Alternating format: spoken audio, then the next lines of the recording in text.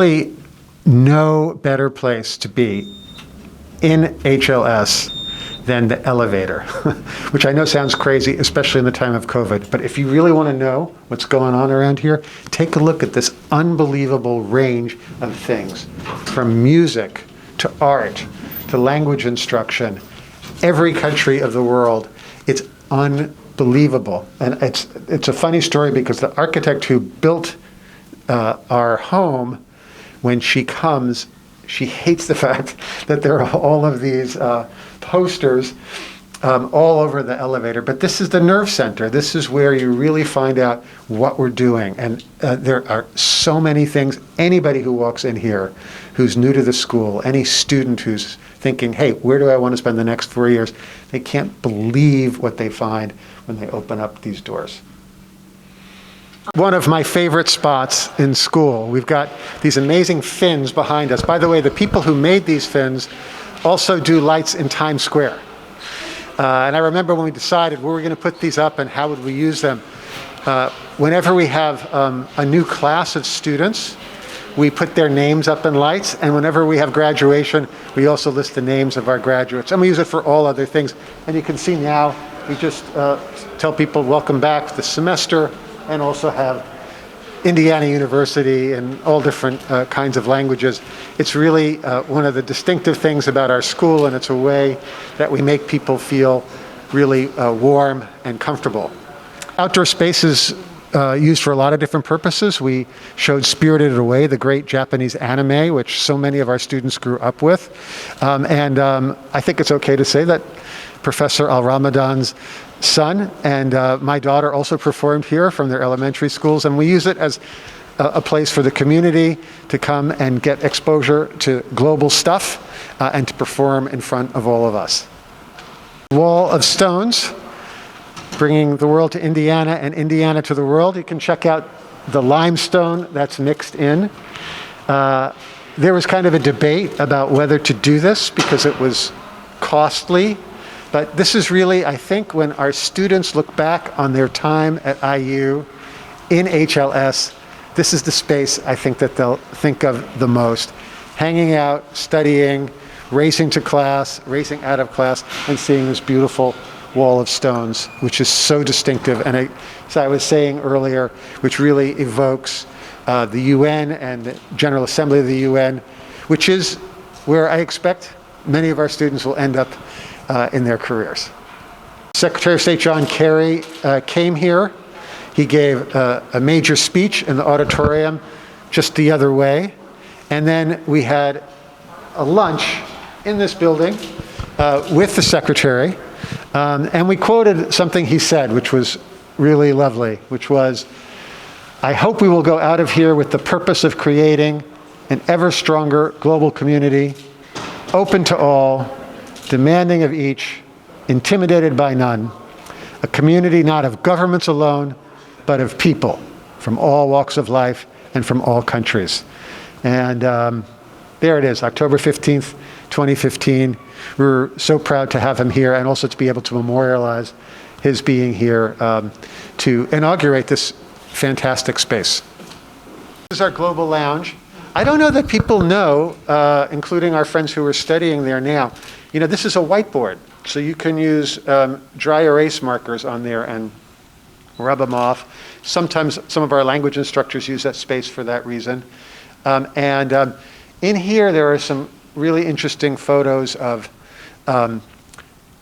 President Wells, who was really responsible for doubling down back in the day on IU's global presence.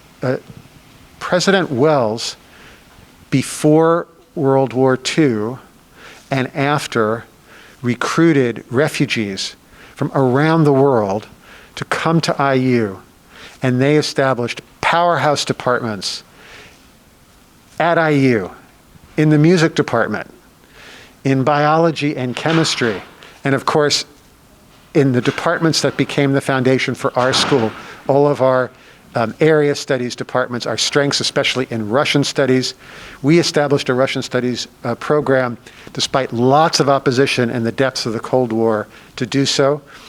We have the world's first Tibetan studies program in America, and many other firsts. And Herman Wells was the reason for that. Herman Wells, by the way, also established and supported the Kinsey Institute here at a time, can you imagine, in the mid-50s, doing work, the kind of work that the Kinsey Institute does, and in the way it does it, despite all sorts of pressure, particularly in a place like the Midwest, where so many of these issues were taboo then and still taboo in many places today. And there are some pictures of Herman Wells at the UN and traveling around the world. And he actually was dispatched by President Truman to help reestablish higher education in Germany after World War II, including the establishment of the Free University, or Freie University, in Berlin. Both Congressman Hamilton and Senator Lugar donated their papers to IU. And so soon we'll have some more photos that sort of depict highlights in their careers on either side, and then also some information about the school. But these are two guys who, one a Democrat, one a Republican, but both who dedicated their careers to foreign policy and national security. They couldn't be more different in demeanor and style, but they had so much in common, which was, again, always putting principle above party, always looking to build bridges, always trying to make sure that the United States lived up to its aspirations and stated goals, and always pragmatic about it. And you know, Congressman Hamilton worked very deeply after his career on the 9/11 Commission, really building national unity at a time when there was the potential for great division about what happened and who was to blame. And Senator Lugar was mayor of Indianapolis. He helped to build a culture that avoided some of the civil strife that many other American cities experienced at that time. In the Senate, he did a number of things. He led the effort to override President Reagan's veto of sanctions against apartheid South Africa, something people forget about.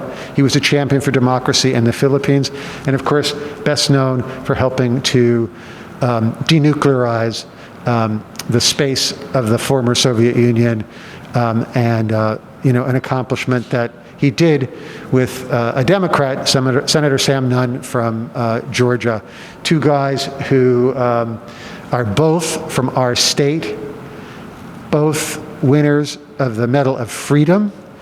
One, the chair of the House Foreign Affairs Committee, one, the chair of the Senate Foreign Relations Committee. There's no other school named for any pair of people with that kind of standing and stature.